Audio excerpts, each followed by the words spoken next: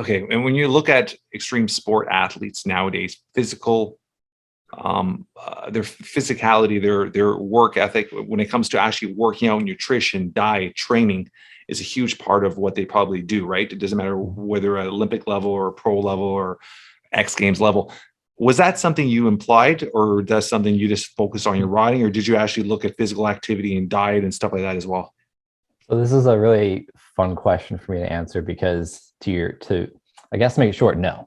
I Okay. was just in the mindset of just riding. And that was largely the culture back then, still to a degree, because there's so many disciplines in the sport. There's the ramp riding, the freestyle aspect of ramp riding, which is what I competed in. And Yeah. then you have the street riding, and then you have a hybrid of like dirt jumpers that just go build dirt jumps that are amazing pieces of art in the woods that Yeah. never do tricks or never compete. But then you have the dirt jumpers that actually compete at dirt jumping contests. So there's like this divide and these multi layers of disciplines. And so the culture back then, and still to a degree today, depending on what discipline you ride, was we're not athletes. It's the word training is frowned upon, if not It hated is, on. huh? And if you go to the gym, you're a jock and like, what are you trying to do? Like be an athlete. And then, if you practice your tricks over and over, which is what most successful riders were doing, then like if you promoted that, then you were like training in a different way. So to summarize that as, I took the approach with traditional sports of basketball and baseball of repetition, and I would learn a Yeah. trick and I would just drill it into my mind. I would learn this trick here and I would do it on everything I possibly could. And I would do it over and over again to where it just became something I did. I didn't have to think about, like a habit actually. And then I just kept progressing with that.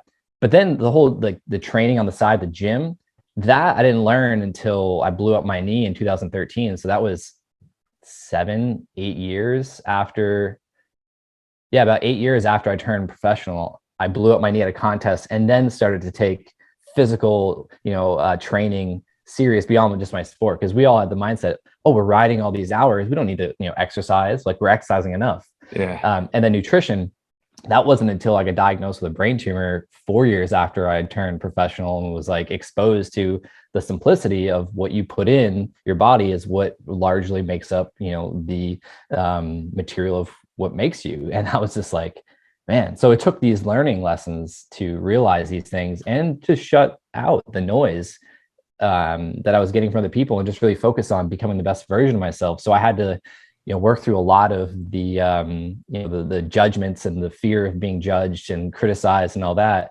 which became my brand in BMX. Before I left BMX, was like I was known as the healthy guy. I was known as the guy, that would eat avocados when no one else was, or like these types of things. And then it started to transition to where athletes would unfortunately get injured. They'd be like, hey, Josh, like, can you help me? What's the best way to heal? Or, hey, I want to perform better. And this is what's evolved today. It's like the mindset piece, the training, and the nutrition. It's like I get asked, but at the beginning, it was just I felt alone. And I had like Dave Mira, at the top, who was doing all those things. So I was like, they're saying this, but then this guy is like, he's like our Michael Jordan of our sport, and he's Yeah. doing these things. So why is it bad that I do it?